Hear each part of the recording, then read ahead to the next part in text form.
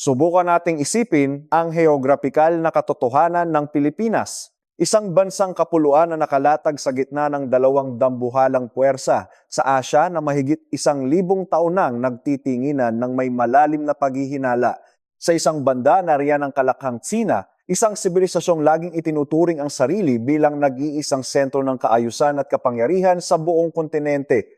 Sa kabilang banda, nariyan ang Hapon, isang tila maliit na arkipelago ngunit hindi kailanman tuluyang yumuko o nagpasailalim sa malawak na anino ng Imperyong Tsino. At dito sa gitna ng malawak na karagatang Pasipiko sa kasalukuyang panahon, hindi lamang pinagmamasdan ng Pilipinas ang kwentong ito bilang isang malayong pahina ng kasaysayan.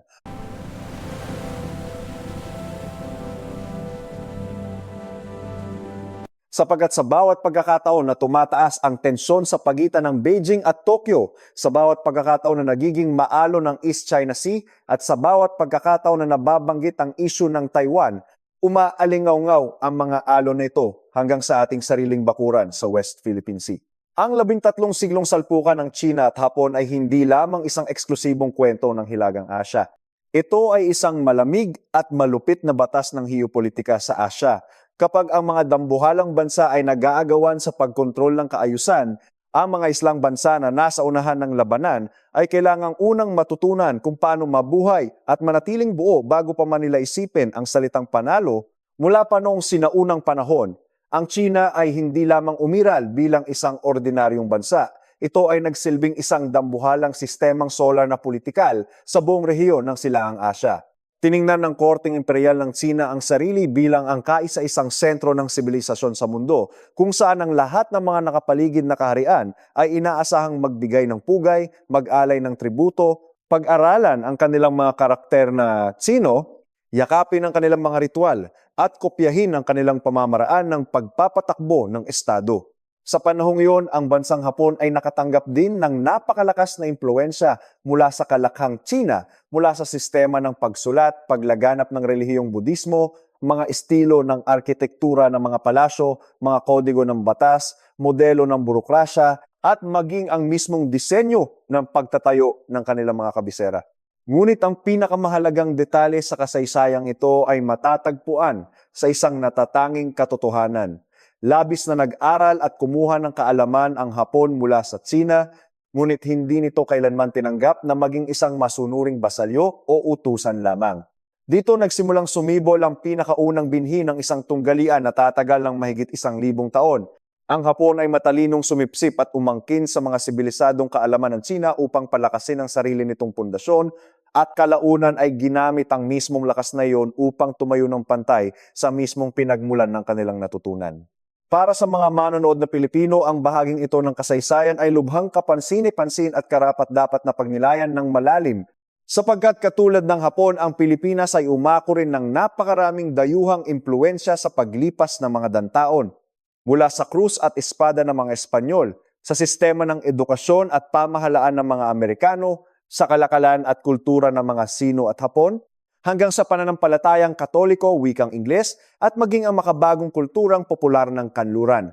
Ngunit ang pagtanggap ng mga impluwensyang ito ay hindi nangangahulugan ng tuluyang pagkawala ng sariling pagkakakilanlan. Mahigit 1,000 taon na ang nakalipas, naunawaan na ng Hapon ang isang napakalalim at estratehikong katotohanan. Kung nais mong manatiling buhay at malaya sa tabi ng isang napakalaking sibilisasyon, ang unang hakbang ay ang matutunan ang kanilang mga kalakasan, ngunit hindi kailanman hahayaan na ang kalakasang iyon ang magdikta at maglarawan kung sino ka. Ang unang malaking pagbabago sa daloy ng kasaysayang ito ay lumitaw noong nagsimulang magpadala ang Hapon ng mga opisyal na misyon patungo sa dinastiyang Tang. Ang panahon ng Tang ay itinuturing na rurok ng kapangyarihan at kaluwalhatian ng China na maihahalin tulad sa isang dambuhalang super city ng sibilisasyon sa sinaunang Asya. Ang mga sugo ng Hapon na naglakbay patungong Chang'an ay hindi lamang pumunta roon para sa simpleng diplomasya, kundi upang iuwi sa kanilang bayan ang kumpletong formula ng pagbuo ng isang matatag na nasyon. Ang sistema ng pagsulat, mga batas, mga relihiyosong doktrina, sining, at ang komplikadong sining ng pamamahala. Habang parami ang kanilang natutunang, unti-unting nakita ng Hapon ang isang malaking problema. Kung patuloy lamang silang susunod sa anino ng China, mananatili silang isang anino habang buhay. Kaya naman, dumating ang isang kritikal na sandali kung kailan nagpasya ang Hapon na ihinto ang pagpapadala ng mga delegasyon sa dinastiyang Tang at bumalik sa kanilang sariling lupain upang isalin at iangkop sa kanilang kultura ang lahat ng kanilang natutunan. Dito nagsimula ang pagbuo ng isang natatanging kulturang Hapones. Mula sa puntong ito, nilikha ng Hapon ang kanilang sariling pagkakakilanlan, ang mga letrang kana, ang pag-usbong ng uring samurai, ang pagtataguyod ng korteng imperial sa Kyoto, ang kanilang sariling konsepto ng kagandahan, at ang natatanging diwa ng pagiging isang islang bansa. Nanatili ang Tsina bilang isang dakilang pinagmulan ng kaalaman, ngunit hindi na ninais ng Hapon na manatiling isang mag-aaral habang buhay. Ito ang pinakaunang patong ng kanilang mahabang tunggalian. Hindi ito isang digmaan na ginagamitan ng mga espada at palaso, kundi isang tahimik na labanan para sa posisyon at pagkilala. Nais ng China na mapanatili ang isang kaayusan kung saan sila ang sentro at ang iba ay mga satellite na umiikot sa kanila. Nais naman ng Hapon na matuto mula sa sentrong iyon, ngunit nagpa siyang bumuo ng sarili nitong hiwalay na orbit. Para sa Pilipinas, ang aral na ito ay napakalapit sa katotohanan. Ang isang maliit o katamtamang laking bansa ay hindi kailanman kailangang makulong sa dalawang pagpipilian lamang na pagpapasailalim o direktang pakikipagdigma. Mayroong ikatlong landas, ang matuto mula sa lahat ng panig ngunit mahigpit na hawakan ang karapatan sa sariling pagpapasya. Pagkatapos ito, ang kasaysayan ay pumasok sa malupit na panahon ng mga mandirigma. Habang ang China ay dumaan sa mga magkakasunod na dinastiya ng Song, Yuan at Ming, ang Hapon naman ay pumasok sa madugong panahon ng mga samurai at ng pamunuang shogunate. Sa panahong ito, ang relasyon sa pagitan ng China at Hapon ay hindi na nakatuon lamang sa pagpapalitan ng kultura at sining. Nagsimula na itong mangamoy ng pulbura at dugo. Naging lalong matindi ang tensyon sa ilalim ng dinastiyang Yuan nang sakupin ng dambuhalang imperyo ng mga Mongol ang buong Tsina at itinatag ang kanilang sariling dinastiya. Nais nilang pilitin ang Hapon na lumuhod at magpasailalim sa kanilang kapangyarihan. Nagpadala si Kublai Khan ng isang mahigpit na liham na naguutos sa Hapon na sumuko ng walang kondisyon. Matapang at matigas na tumanggi ang Hapon. At dahil sa pagtangging ito, sumiklab ang dalawang malawakang pananakop laban sa Hapon noong mga taong 1274 at 1281. Ito ang naging simula ng isang pisikal na bangga na magbabago sa takbo ng kasaysayan ng dalawang bansa. Ito ang isa sa mga pinakatanyag na sandali sa buong kasaysayan ng Hapon, ang dambuhalang armada ng mga Mongol at Yuan na tumawid sa karagatan upang sumalakay, ngunit nawasak at nilamon ng malalakas na bagyo. Tinawag ito ng mga Hapones na kamikaze o ang banal na hangin. Ngunit kung susuriin natin ang kasaysayan ng may mas malinaw at objektibong pananaw, ang tagumpay na yon ay hindi lamang dahil sa himala ng bagyo. Masusing naghanda ang Hapon para sa kanilang depensa. Nagtayo sila ng mga matitibay na pader sa kahabaan ng kanilang mga baybayin. Inorganisa ang libu-libong mga samurai upang pigilan ang anumang pagdaong ng kalaban at matalinong ginamit ang heograpiya ng kanilang islang bansa. Ang bagyo ay nagsilbi lamang bilang huling bahagi ng isang komprehensibo at mahusay na nakaplanong sistema ng depensa sa karagatan. Hindi sila nailigtas ng simpleng swerte lamang, kundi ng their malalim na pagkaunawa na ang kanilang pagiging isang bansang napapaligiran ng tubig ay isang estratehikong kapalaran na kailangang gamitin ng tama. Para sa mga Pilipinong nag-aaral ng kasaysayan, ang bahaging ito ay may napakabigat na kahulugan sapagkat ang Pilipinas ay isa ring kapuluan. Ipinapakita ng kasaysayan na ang karagatan ay maaaring magsilbing isang matibay na kalasag, ngunit mananatili lamang itong kalasag kung ang isang bansa ay may sapat na paghahanda. Kung walang kakayahang ipagtanggol ang sarili, ang karagatan ay magiging isang bukas na kalsada para sa mga mananakop, mga armadong mangangalakal, mga pirata, at mga dayuhang armada upang madaling makapasok at manakop. Ang kaligtasan ng Hapon laban sa puwersa ng mga Mongol ay hindi dahil sa sila ipinagpala ng kalikasan ng walang ginagawa, kundi dahil lubos nilang naintindihan na ang kanilang lokasyon bilang isang arkipelago ay nangangailangan ng patuloy na pagbabantay. Ang dagat ay hindi isang pader na automatikong nagtatanggol. Ito ay isang espasyo na kailangang aktibong bantayan. Ito ang parehong katotohanan na hinaharap ng Pilipinas ngayon sa gitna ng mga nagbabanggaang interes sa karagatan. Matapos ang matinding pagkatalo ng mga Yuan, ang relasyon sa pagitan ng Tsina at Hapon ay hindi kailanman naging ganap na mapayapa. Sa pagpasok ng dinastiyang Ming, ang problema sa mga piratang tinatawag na woko ay naging isang malalim at nagnanaknak na sugat sa karagatan. Ang mga grupong ito ng mga pirata ay naghasik ng lagim sa kahabaan ng mga baybayin ng China at binubuo sila ng pinaghalong mga Hapones, mga Chino, mga ilegal na mga ngangalakal at mga Ronin o mga samurai na nawalan ng Panginoon. Para sa pananaw ng Imperyong Chino, ang Hapon ay itinuturing bilang isang pugad ng kaguluhan at banta sa karagatan. Ngunit para sa Hapon, ang karagatan ng Silangang Asya ay isang mahalagang espasyo para sa kanilang kaligtasan, kalakalan, pakikipagsapalaran at pagkuha ng yaman. Dito natin makikita ang isang pattern na patuloy na mauulit sa kasaysayan.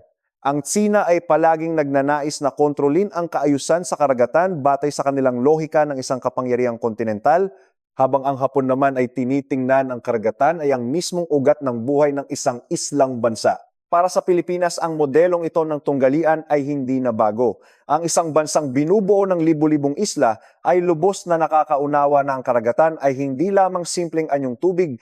Ang karagatan ay pinagkukunan ng pagkain, daanan ng kalakalan, pundasyon ng pambansang seguridad, simbolo ng karangalan, ruta ng enerhiya, buhay ng mga mangingisda, entablado ng hukbong pandagat, bahagi ng pambansang mapa, at kung minsan, ito rin ay tagapag-ingat ng mga alaala ng pambansang sugat at pang-aapi. Kaya naman kapag pinagmamasdan ng mga Pilipino ang Tsina at Hapon na nagtatalo at nag-aagawan sa kontrol ng karagatan, nakikita rin nila ang anino ng kanilang sariling mga pakikibaka sa tanong na, sino ba talaga ang may karapatang magtakda ng hangganan at magdikta ng batas sa mga karagatang nakapaligid sa isang malayang bansa? Ang labanang ito sa pagitan ng pananaw kontinental at pananaw maritima ay ang mismong buod ng mga tensyon na patuloy na bumabagabag sa Asya hanggang sa kasalukuyang panahon.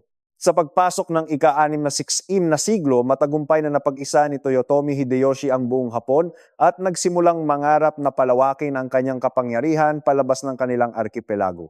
Ang kanyang pinakamalaking at pinakaambisyosong layunin ay ang sakupin ang mismong China. Ngunit ang tanging landas na dapat niyang tahakin ay dadaan sa tangway ng Korea.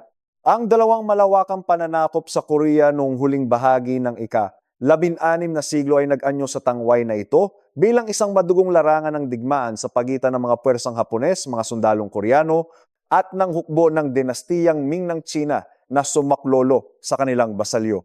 Ang kauna-unahang pagkakataon sa kasaysayan ng Hapon na dati ay nakatuon lamang sa pagiging isang islang bansang nagdedepensa ay nagbagong anyo bilang isang agresibong puwersa na aktibong sumasalakay sa mismong kontinente. At mula rin sa sandaling ito, nagsimulang tingnan ng Tsina ang Hapon hindi na lamang bilang isang malayong bansa sa karagatan na nagdudulot ng gulo, kundi bilang isang tunay at direktang banta sa kanilang pambansang seguridad. Ang madugong digmaan sa Korea ay nagpakita ng isang napakasakit na katotohanan sa geopolitika.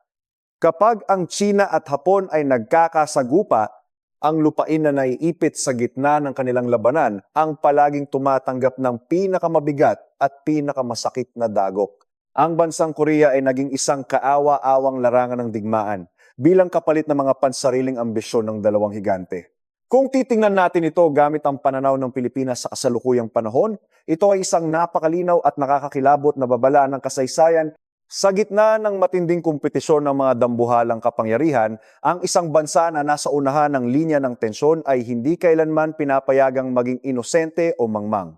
Kung wala silang sariling matibay na estratehiya, napakadali nilang maging isang malaking chessboard kung saan ang mga malalakas na bansa ang nag-uusod ng mga pyesa habang ang mga lokal na mamamayan ang nagbabayad ng pinakamataas na halaga gamit ang kanilang dugo, buhay at kinabukasan. Matapos ang panahon ni Hideyoshi at ang kanyang pagkabigo, pumasok ang Hapon sa kalmadong panahon ng Edo kung saan isinara nila ang kanilang mga pintuan sa labas ng mundo sa loob ng mahabang panahon. Sa kabilang banda, ang Tsina naman sa ilalim ng dinastiyang Qing ay nagpatuloy bilang isang dambuhala at mayaman na imperyo. Sa loob ng ilang taon, ang dalawang panig ay hindi nagkaroon ng malalaking digmaan o direktang sagupaan, ngunit ang malalim na distansyang psikolohikal sa pagitan nila ay nanatiling buhay. Patuloy na taglay ng China ang kanilang mapagmataas na pananaw na sila ang nag-iisang sentro ng sibilisasyon sa mundo. Samantala tahimik at patagong nagpapalakas ang Hapon ng kanilang sariling istruktura ng lipunan, nagpatibay ng kanilang natatanging disiplina, pinalakas ang uri ng mga mandirigma, pinaunlad ang mga mangangalakal, nagtayo ng mga lungsod, at nagpalawak ng edukasyon. Sa panlabas na anyo, tila tahimik at mapayapa ang lahat. Ngunit sa ilalim ng kalmadong ibabaw na ito, may dalawang magkaibang modelo ng kasaysayan na patuloy na nag-iipon ng napakalakas na enerhiya, naghihintay lamang ng oras para sa isang mas malaki at mas mapanirang salpukan. Ang matinding salpukan na iyon ay tuluyang sumabog noong ika-19 na siglo noong panahong malakas na kumatok ang mga puwersang kanluranin sa mga pintuan ng Asya gamit ang kanilang mga kanyon, mga barkong pinapatakbo ng singaw at mga hindi makatarungang kasunduan. Ang China ay dumanas ng matinding kahihiyan nang matalo ito ng Britanya sa panirang digmaang opyo at napilitang buksan ang kanilang mga daungan sa dayuhan. Ang Hapon ay tinutukan din ng mga kanyon ng Amerika at pinilit na magbukas ng bansa, ngunit ang kanilang naging reaksyon ay ganap na naiiba. Sinubukan ng China na iligtas ang kanilang lumang sistema sa pamamagitan ng ilang mababaw at hindi seryosong mga reforma. Ngunit ang Hapon, sa pamamagitan ng Restorasyong Meiji, ay mabilisang binaligtad at binago ang buong istruktura ng kanilang bansa. Sila ay nagpatupad ng mabilisang industrialisasyon, nagtayo ng isang modernong hukbong sandatahan, at agresibong nag-aral ng teknolohiya at kaalaman mula sa kanluran sa isang napakabilis at nakakatakot na bilis. Ang magkaibang landas na ito ang magtatakda ng bagong kapalaran ng Asya. Ito ang naging pinakamalaking burak sa kasaysayan na tuluyang nagpabago sa balanse ng kapangyarihan sa pagitan ng Tsina at Hapon. Sa loob ng mahigit 1,000 taon, ang Tsina ang nagsilbing iginagalang na guro ng sibilisasyon, habang ang Hapon ay tinuturing lamang na isang matigas ang ulong mag-aaral. Ngunit sa loob lamang ng ilang dekada ng pagbabago, ang dating mag-aaral na iyon ay nagbalik na may dalang mga makabagong riple, mga dambuhalang barkong pandigma, mga pabrika, mga rilis ng tren, at isang nag-aapoy na determinasyon na maging isang imperyo. Noong mga taong 1894 hanggang 1895, sumiklab ang unang digmaang Sino-Hapones dahil sa pag-aagawan sa kontrol sa Korea. Ang naging resulta ng digmaang ito ay yumanig sa buong kontinente ng Asya. Ang dambuhalang dinastiyang Qing ng China ay natalo ng Hapon. Isang malawak na imperyo na nakabase sa kontinente ang pinabagsak ng isang maliit na islang bansa na dating nag-aaral lamang mula sa kanila. Ang kaganapang ito ay sumira sa lumang kaayusan ng mundo. Para sa bansang China, ang pagkatalong ito ay isang hindi mabuburang mantsa at napakalaking kahihiyan. Para naman sa Hapon, ito ang kanilang opisyal na sertipiko ng pagpasok sa eksklusibong hanay ng mga pandaigdigang naglalakihang kapangyarihan. Para sa buong Asya, ito ang makasaysayang sandali kung kailan tuluyang gumuho ang lumang kaayusan na pinamumunuan ng China. At para sa Pilipinas, ang partikular na panahong ito ay may napakalalim at espesyal na kahulugan dahil noong pagtatapos ng ika-19 na siglo, ang Pilipinas ay kasalukuyan ding nag-aalab sa kanilang sariling pakikibaka at revolusyon laban sa mahigit 300 taong pananakop ng mga Espanyol, bago tuluyang nahulog sa panibagong madugong digmaan laban sa mga Amerikano. Ibig sabihin, habang ang Hapon ay matagumpay na ginagamit ang kanilang mga reforma upang maging isang malakas at malayang imperyo, maraming iba pang mga bansa sa Asya, kabilang ang Pilipinas, ang patuloy na pinag-aagawan, hinahati, pinagaharian o literal, na binibili at ibinibenta sa mga lamesa ng diplomasya ng mga imperialistang bansa mula sa kanluran. Matapos ang kanilang makasaysayang tagumpay laban sa Tsina, sinakop at inangkin ng Hapon ang isla ng Taiwan. Ito ay isang napaka-kritikal na detalye sa kasaysayan na may direktang epekto sa Pilipinas.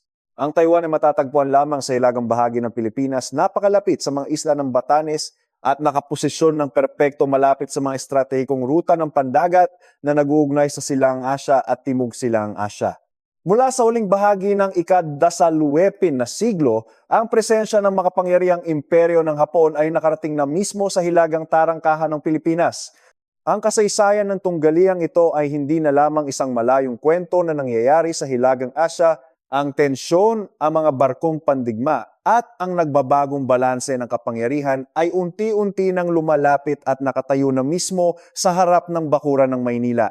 Ang kaligtasan ng Pilipinas ay direktang nakatali na ngayon sa bawat kilos ng mga imperyo sa kanilang hilaga. Pagsapit ng ika-20 siglo, ang Hapon ay lalo pang nahulog sa matinding militarismo. Habang ang Tsina ay patuloy na humihina at nagkakawatak-watak dahil sa mga panloob na pag-aalsa, mga warlord, mga revolusyon at walang katapusang digmaang sibil, sinamantala ng Hapon ang pagkakataong ito. Pinalawak nila ang kanilang impluensya sa Manchuria, itinatag ang papet na estado ng Manchukuo at kalaunan ay naglunsad ng isang malawakan at walang awang digmaan laban sa buong China noong taong 1937. Ang mga pangalan ng mga lungsod tulad ng Shanghai, Nanjing at Chongqing ay naging mga madugong simbolo ng kalupitan, apoy at hindi malilimutang trauma ng digmaan. Para sa mga sino ang digmaan laban sa pananakop ng Hapon ay nag-iwan ng isang dambuhalang sugat sa pambansang kamalayan. Para sa Hapon, ito ang pinakamadilim na kabanata ng kanilang kasaysayan sa ilalim ng agresibong militarismo at para sa buong Asya, ito ay isang malinaw na patunay ng isang bansa na dati ring naging biktima ng pananakot ng kanluran ay maaari ring maging isang malupit na imperyo na umaapi sa kanyang mga kapitbahay. Nauunawa ng Pilipinas ang pait ng kasaysayang ito sa pamamagitan ng kanilang sariling dugo at luha. Noong mga taong 1941 hanggang 1942, walang awang sinalakay ng Hapon ang Pilipinas, dinurog ang pinagsanib na puwersa ng mga Amerikano at Pilipino, sinakop ang kabisera ng Maynila at nagdulot ng hindi masukat na pighati at pagdurusa. Kasama sa mga trahedyang ito ang kalagim-lagim na Bataan Death March at ang tuluyang pagkawasak ng Maynila sa madugong labanan noong 1945. Dahil sa mga karanasang ito, kapag tinitingnan ng mga Pilipino ang kasaysayan ng labanan ng China at Hapon, hindi lamang nila nakikita ang China bilang nag-iisang biktima ng agresyong Hapones. Malinaw sa kanilang alaala na ang Pilipinas mismo ay naging biktima rin ng kalupitan ng mga militaristang Hapones. Ito ang nagpapalalim at nagpapakomplikado sa pananaw ng Pilipinas. Maaring nangangamba ngayon ng Maynila sa agresibong paggalaw ng modernong China sa karagatan, ngunit ang malagim na alaala ng pananakop ng Hapon noong panahon ng digmaan ay hindi rin basta-basta mabubura sa kanilang puso't isipan. Matapos ang matinding pagkawasak sa ikalawang digmaang pandaigdig, ang Hapon ay dumanas ng ganap na pagkatalo, sinakop ng mga puwersang Amerikano at napilitang talikuran ng digmaan bilang patakaran ng Estado sa pamamagitan ng isang mapayapang konstitusyon. Sa kabilang dako, ang China ay dumaan sa isang madugong digmaang sibil na nagtapos sa pagkakatatag ng People's Republic of China noong taong 1949. Mula sa puntong ito, ang mahabang tunggalian ng China at Hapon ay pumasok sa isang ganap na bagong hugis at anyo. Ang Hapon ay naging pinakamalapit na kaalyado ng Amerika sa Asya. Mabilis na nakabangon mula sa abo ng digmaan at naging isa sa mga nangungunang ekonomiya sa buong mundo. Ang China, na noong una ay mahirap at nakahiwalay, ay biglang bumangon ng napakabilis matapos buksan ang kanilang ekonomiya sa pandaigdigang kalakalan. Ang isang napakakawili-wiling aspeto ng kasaysayan ay kung paano ginamit ng Hapon ang kanilang lakas sa ekonomiya upang muling makabalik at makipag-ugnayan sa buong Asya matapos ang digmaan. Ang mga dekalidad na produktong Hapones, ang kanilang malalaking pamumuhunan, makabagong teknolohiya, mga sasakyan, electronics, pagpapatayo ng mga infrastruktura at mga opisyal na tulong sa pag-unlad ay mabilis na kumalat sa buong rehiyon. Ang Pilipinas ay tumanggap din ng napakalaking tulong mula sa pagdagsa ng kapital, teknolohiya at mga proyekto mula sa Hapon. Hindi na dumating ang mga Hapones na may dalang hukbong sandatahan at mga kanyon tulad ng dati. Sa halip, dumating sila na may dalang mga plano para sa mga pabrika, mga tulay, mga kalsada, mga makabagong tren, mga sasakyan, at mga programa para sa pag-unlad ng lipunan. Ito ang naging pangunahing pamamaraan kung paano sinubukan ng isang malakas na bansa na dati ay nagdulot ng napakalakal na trauma at pinsala na muling buuin ang kanilang nasirang imahe sa pamamagitan ng pagiging isang responsableng kasosyo sa ekonomiya. Ngunit sa kabila ng mga pagbabagong ito, hindi kailanman nakalimutan ng China ang mapait na nakaraan. Ang mga isu tungkol sa mga aklat-araling sa kasaysayan, ang pagbisita sa Yasukuni Shrine, ang kakulangan ng formal na paghingi ng tawad para sa mga krimen sa digmaan, ang madugong alaala ng Nanjing, at ang patuloy na alitan sa teritoryo sa mga isla ng Senkaku o Diaoyu ay patuloy na nagpapainit sa relasyon ng dalawang bansa. Para sa pananaw ng China, hindi patunay na nababayaran at napapanagutan ng Hapon ang kanilang malaking utang sa kasaysayan. Para naman sa Hapon, madalas na ginagamit ng China ang nakaraan bilang isang kasangkapang politikal upang magbigay ng presyon sa kasalukuyang panahon. Ang dalawang bansang ito ay hindi lamang nag-aagawan sa mga maliliit na bato at isla sa karagatan. Sila ay nag-aagawan sa mismong karapatan kung sino ang may kapangyarihang magsalaysay at kumontrol sa kwento ng nakaraan. Ang kasaysayan ay naging isang sandata. Ito isang napakahalagang punto na dapat suriin at pag-isipan ng mabuti ng mga manonood na Pilipino. sapagkat ang Pilipinas ay mayroon ding sariling malalim na baon ng mga alaala, ang matagal na alaala bilang isang kolonya, ang sakit ng digmaan, ang presensya ng mga base militar ng Amerika, ang kalupitan ng pananakop ng Hapon at sa kasalukuyan ang patuloy na pagharap sa matinding panghaharas at presyon mula sa China sa West Philippine Sea. Ang isang maliit na bansa ay hindi maaaring mabuhay at umunlad kung patuloy lamang itong magpapakulong sa mga alaala ng nakaraan, ngunit hindi rin ito maaaring itapon na lamang ang mga aral ng kasaysayan sa basurahan. Ang pinakamahirap na katanungan para sa Pilipinas ngayon ay paano ka makikipagtulungan at makikipag-ugnayan ng maayos sa mga bansang nagdulot sa iyo ng matinding pasakit noon, habang tinitiyak na hindi mo nakakalimutan ang mga mahahalagang aral ng kasaysayan upang protektahan ang iyong kinabukasan? Sa pagpasok natin sa ika-21 siglo, nasaksihan ng buong mundo ang hindi mapigilang pag-usbong at paglakas ng China. Nalampasan na ng ekonomiya ng China ang Hapon, mabilis na pinalawak at pinalakas ang kanilang hukbong pandagat, naging mas agresibo at matigas sa kanilang mga pag-angkin sa karagatan, naging pangunahing sentro ng tensyon ng Taiwan, at ang mga isla ng Senkaku o Diao ay nananatiling mapanganib na flashpoint. Tinitingnan na ngayon ng Hapon ng China hindi na lamang bilang isang napakalaking merkado para sa kanilang mga produkto, kundi bilang ang pinakamalaking banta sa kanilang pambansang seguridad na nasa mismong tapat ng kanilang pintuan. Sa kabilang banda, tinitingnan naman ng China ang Hapon bilang pangunahing kaalyado ng Amerika sa rehiyon, isang angkla na nagpapanatili sa presensya at kapangyarihan ng Estados Unidos sa silangang Asya. Ito ay nakapaloob na sa isang mas lalong malaki at mas mapanganib na tatsulok ng kapangyarihan, ang China, Hapon at ang Estados Unidos. At dito na direktang pumapasok ang Pilipinas sa gitna ng malaking kwentong ito, dahil ang Pilipinas ay may formal na kasunduan sa pagtatanggol bilang kaalyado ng Estados Unidos. Ang Pilipinas ay estratehikong nakaposisyon din sa loob ng tinatawag na First Island Chain o ang unang hanay ng mga isla sa Pasipiko. Ang Pilipinas ay araw-araw na humaharap sa matinding presyon at pananakot mula sa mga barko ng China sa ating sariling karagatan. At dahil dito ang Pilipinas ay patuloy na nagpapalakas ng ating pakikipagtulungan sa seguridad, hindi lamang sa Amerika kundi pati na rin sa Hapon, Australia at iba pang mga bansa. Ang dalawang islang bansang ito, bagamat may magkaibang kasaysayan at karanasan, ay sabay na nahaharap sa iisang mabigat na problema. Paano mo mapoprotektahan at mapapanatili ang iyong soberanya kapag ang isang dambuhalang kapangyarihan sa kontinente ay lalong nagiging agresibo at kumpiyansa sa pagkontrol ng karagatan? Kung lilingunin natin ang nakalipas na 1,300 taon, malinaw nating makikita na ang relasyon sa pagitan ng China at Hapon ay hindi isang tuwid at payapang linya, kundi isang masalimuot at paikot-ikot na ipo-ipo ng kasaysayan. Nagsimula ito sa relasyon ng isang guro at isang mag-aaral. Naging relasyon ng isang sentro at isang bansang nasa labas ng anino nito. Naging labanan sa pagitan ng isang dambuhalang imperyo at isang islang bansang nagdedepensa. Naging agresibong pananalakay ng Hapon patungo sa kontinente. Naging madugong pananakop sa China. Naging matinding pagkatalo at pagbagsak ng Hapon. At ngayon, ito ay naging pag-usbong muli ng China habang nababalot ng pangamba ang Hapon. Sa bawat paglipas ng panahon, nagkakabaligtad ng kanilang mga tungkulin at posisyon, ngunit may isang katotohanan na hindi kailanman nagbago. Pareho silang hindi makakapayag at hindi tatanggap na mabuhay ng nakayuko sa ilalim ng anino ng isa't isa. Kaya naman ang pamagat na 1,000 taon ng isang daloy ng dugo at apoy ay hindi lamang tumutukoy sa mga pisikal na digmaan at pagdanak ng dugo. Ito ay tumutukoy sa isang walang katapusang kompetisyon upang makuha ang pinakamataas na posisyon sa imahinasyon at kaayusan ng Asya. Sino ba ang tunay na sentro? Sino ang may karapatang magtakda ng mga batas at kaayusan? Sino ang may eksklusibong kontrol sa mga karagatan? Sino ang may karapatang isulat at ikwento ang kasaysayan? Sino ang tunay na biktima?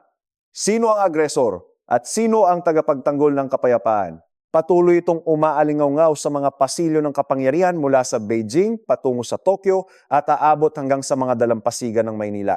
Para sa bansang Pilipinas, ang mahaba at komplikadong kwentong ito ay dapat laging tignan gamit ang isang malinaw, objektibo at matalinong pananaw. Hindi natin dapat labis na idolo at sambahin ang Hapon at hindi rin natin dapat gawing simple o baliwalain ang mga motibasyon ng China. Ang Hapon ay minsang naging pangunahing pinagmulan ng luha, dugo at trauma para sa Pilipinas noong ikalawang digmaang pandaigdig Ngunit ang modernong Hapon sa kasalukuyan ay isa sa ating pinakamahalaga at pinagkakatiwalaang kasosyo sa ekonomiya at seguridad.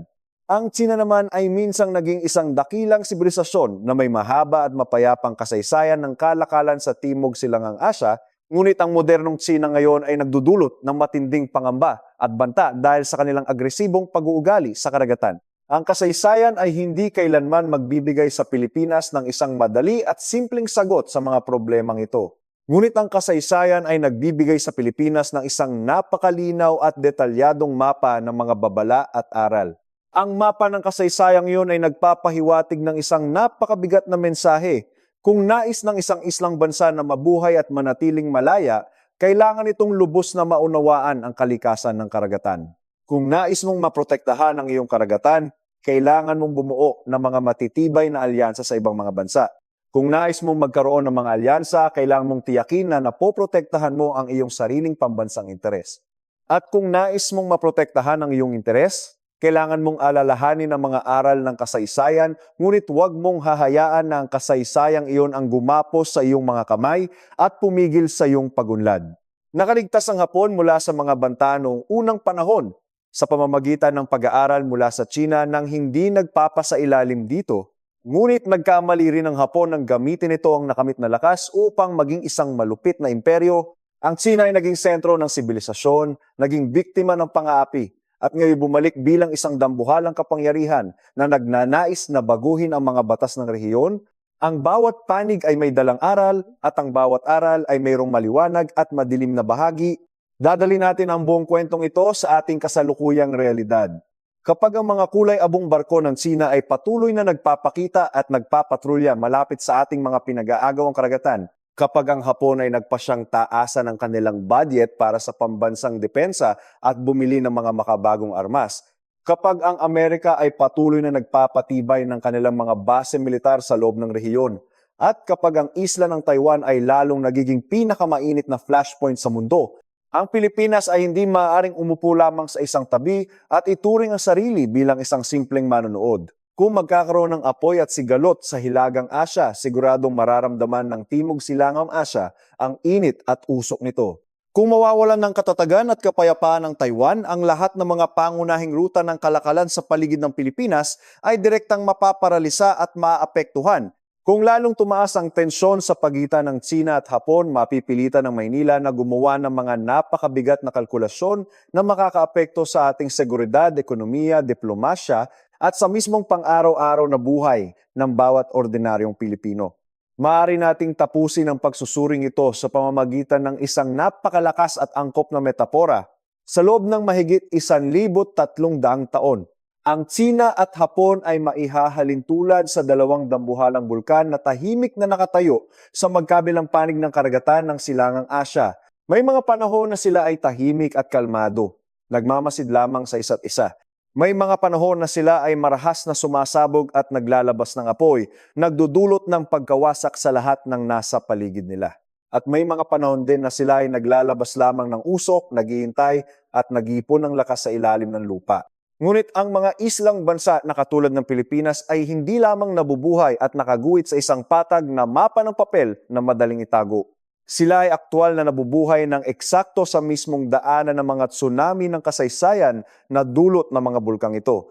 At ang pinakamalaking aral dito ay hindi ang simpleng pagpili kung sino ang dapat nating mahalin, kung sino ang dapat nating kamuhian, o kung sino ang dapat nating sundan ng bulag. Ang pinakamalaki at pinakamahalagang aral na dapat nating matutunan ay ang lubos na pag-unawa, na sa loob ng kontinente ng Asya, ang kapayapaan ay hindi isang bagay na natural na bumabagsak mula sa langit na parang ulan.